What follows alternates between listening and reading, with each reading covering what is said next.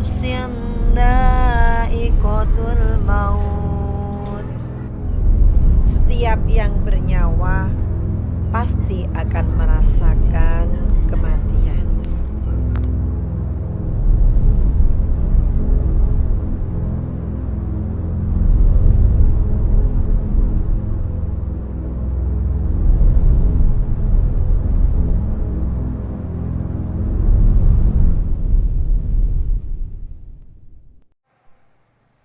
Assalamualaikum warahmatullahi wabarakatuh.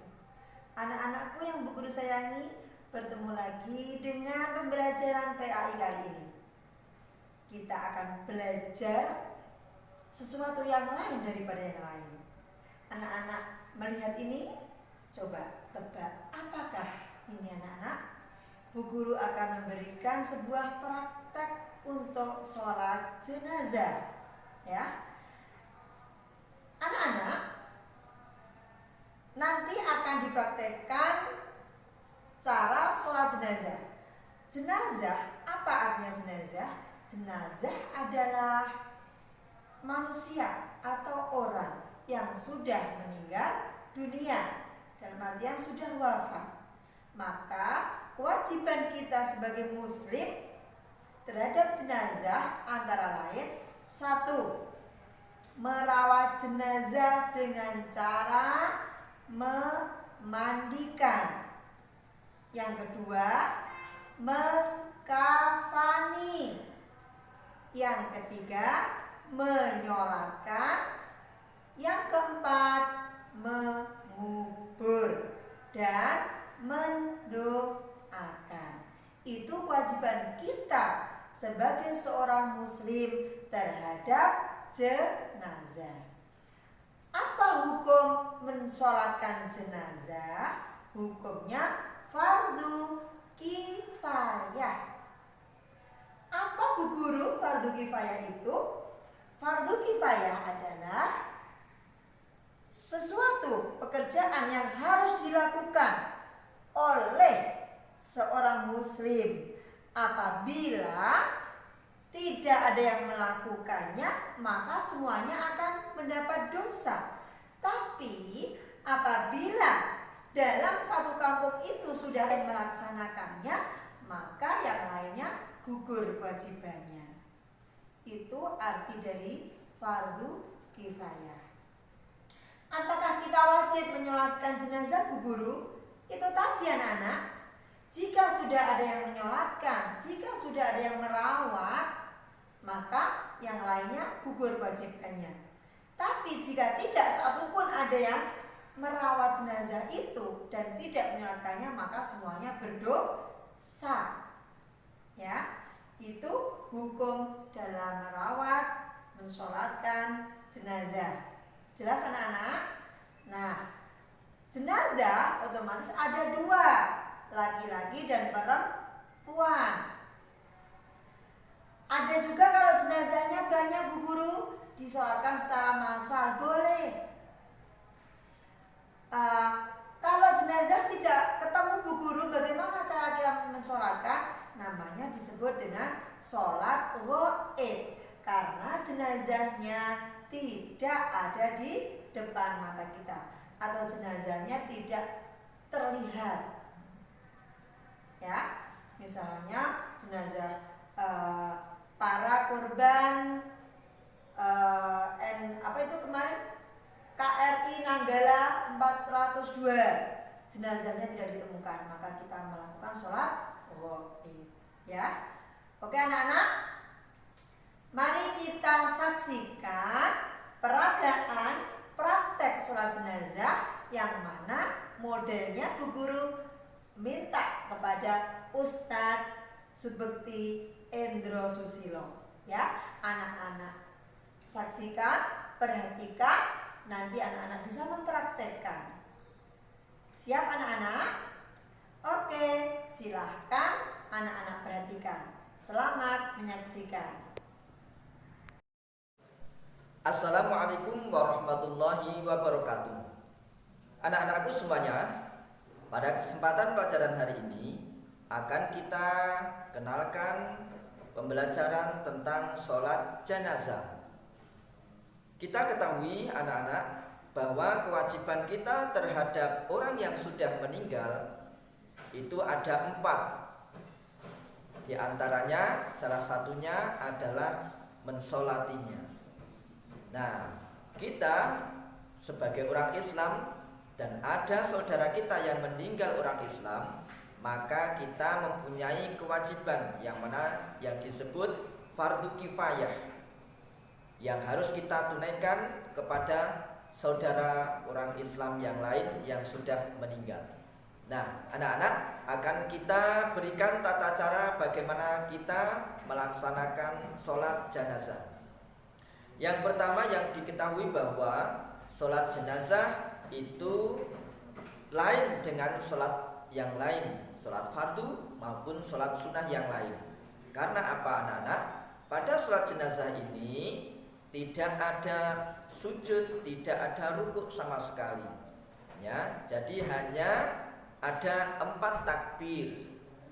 Ya, tata caranya adalah bahwa kita berdiri tegak menghadap ke kiblat, kemudian kita niatkan untuk sholat jenazah. Kemudian takbir yang pertama kali, setelah takbir yang pertama kali kita membaca surat Al-Fatihah sampai selesai. Kemudian disusul takbir yang kedua. Setelah takbir yang kedua kita membaca sholawat Nabi. Kemudian takbir yang ketiga kita membaca doa. Dan disusul takbir yang keempat juga membaca doa. Nah, kemudian ditutup dengan salam. Nah, itu anak-anak tata cara bagaimana kita melaksanakan sholat jenazah. Nah, untuk bacaan doa, nah di sini ada beberapa tata cara karena jenazah yang akan kita sholati itu mungkin ada yang jenazah laki-laki dan juga ada yang jenazah perempuan ataupun bahkan jenazahnya itu berjumlah lebih dari 1. Nah, itu nanti doanya akan mengalami beberapa perubahan pada bacaan. Nah, nanti akan kita contohkan.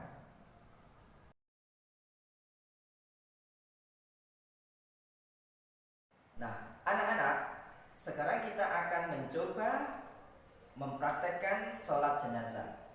Nah, di depan kita sudah ada alat peraga jenazah yang akan kita gunakan dalam rangka kita praktek sholat jenazah. Nah, anak-anak perlu diketahui bahwa posisi jenazah ya seperti ini. Jadi ini posisi kepala berada di utara dan kaki berada di selatan, ya, ataupun posisi kepala ini berada di sebelah kanan kita, kaki di sebelah kiri. Nah, baik itu laki-laki maupun jenazah perempuan. Nah, meskipun ada perbedaan tidak masalah, kita berikan toleransi bagi mereka-mereka yang mungkin ada perbedaan ketika meletakkan jenazah, yaitu posisi jenazah perempuan kepala di sebelah kanan, sedangkan posisi jenazah laki-laki berada di sebelah kiri. Tidak masalah, yang penting mari kita segera mempraktekkan sholat jenazah. Nah, sementara kita pakai baik ini jenazah laki-laki maupun perempuan, posisi kepala berada di sebelah kanan kita atau di sebelah kanan imam. Nah, baik, ini akan kita praktekkan sholat jenazah ketika jenazahnya laki-laki. Nah, imam ketika mensolati jenazah laki-laki, maka posisi berdiri imam berada tepat di depan kepala jenazah. Nah, seperti ini. Kemudian makmum berada di belakang. Lebih baik jika makmum ini dijadikan menjadi 3 shaf. Nah, seperti ini. Nah, kita niatkan bismillahirrahmanirrahim. perhatikan dalam hati untuk sholat jenazah. Allahu Akbar. Bismillahirrahmanirrahim.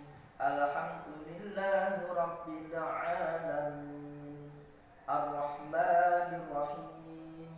Maliki yaumiddin. Iyyaka na'budu wa iyyaka nasta'in. Ihdinas siratal mustaqim. Siratal ladzina an'amta 'alaihim ghairil maghdubi 'alaihim waladdallin.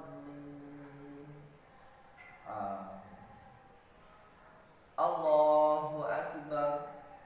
Allahumma salli ala Muhammad wa ali Muhammad kama sallaita ala Ibrahim wa ali Ibrahim wa barik ala Muhammad wa ali Muhammad kama barakta ala Ibrahim wa ali Ibrahim innaka Hamidum Majid. Allahu Akbar. Allahumma ighfir lahu warhamhu wa'afihi wa'fu anhu. Allahu Akbar. Allahumma la tahrimna ajrahu wa la taftinna ba'dahu waghfir lana wa lahu. Assalamu alaikum warahmatullahi wabarakatuh.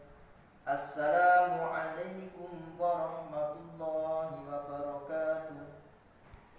Nah, untuk selanjutnya anak-anak, kita akan praktek sholat jenazah ketika jenazahnya adalah seorang perempuan. Maka posisi imam beralih. Posisi imam ini lurus tepat pada ajus atau pinggul si mayat atau jenazah. Jadi posisinya seperti ini. Nah, anak-anak, untuk sekarang kita akan praktek sholat jenazah pada jenazah perempuan. Maka ada perbedaan, yaitu perbedaan letak imam. Ketika jenazah laki-laki, maka posisi imam tepat berada di kepala. Sedangkan ketika mensolati jenazah perempuan, maka posisi imam ini letaknya lurus dengan ajus atau yang disebut pinggul. Maka posisi imam tepat pada pinggul jenazah. Maka posisi seperti ini. Nah, sekarang akan kita praktekkan langsung saja sama sholat jenazah 4 takbir. Yang pertama, sesudah takbir yang pertama membaca Fatihah, kemudian disusul takbir yang kedua membaca sholawat, disusul lagi kemudian takbir yang ketiga membaca doa, dan takbir yang keempat membaca doa pula ditutup dengan salam. Baik, mari kita akan peragakan sholat jenazah perempuan. Bismillahirrahmanirrahim. Allahu Akbar. Bismillahirrahmanirrahim. Alhamdulillahi Rabbil Alamin. Ar-Rahmanirrahim. Maliki yaumiddin. Iyyaka na'budu wa iyyaka nasta'in. Ihdinas siratal mustaqim. Siratal ladzina an'amta 'alaihim ghairil maghdubi 'alaihim waladdallin.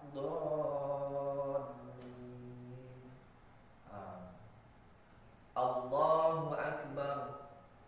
Allahumma salli ala Muhammad wa ali Muhammad kama sallaita ala Ibrahim wa ali Ibrahim wa barik ala Muhammad wa ali Muhammad kama barakta ala Ibrahim wa ali Ibrahim innaka Hamidum Majid.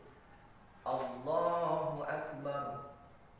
Allahumma warhamha wa'afiha wa'fu